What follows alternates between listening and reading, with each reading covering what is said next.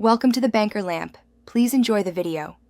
In this video, I will explain how to study anatomy exam, full guide. Begin by listing systems and setting a realistic weekly schedule that balances overview and detail study. Focus each session on active recall, drawing, and teaching concepts allowed to reinforce pathways and relations. Use spaced repetition software to space reviews and mix older topics with new material. Track progress with short self-tests and adjust time spent on weak areas each week. Use active, multimodal methods to learn anatomy effectively and enjoyably. Draw bones, muscles, and organs repeatedly from memory, then compare to references and correct errors. Explain pathways, attachments, and functions aloud as if teaching someone else, which exposes misunderstandings quickly. Incorporate image-based flashcards that prompt identification and function, and mix them with clinical scenarios to deepen connections.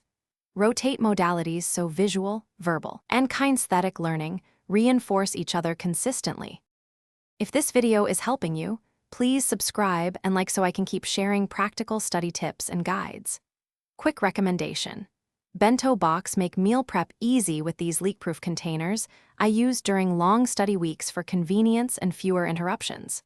Check the description for the link and other deals so you can grab them if interested. And thanks for watching and supporting the channel.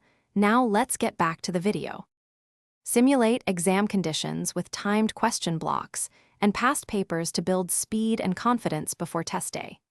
Concentrate revision on clinically relevant anatomy that appears in procedures, imaging, and common presentations, so you can apply knowledge under pressure.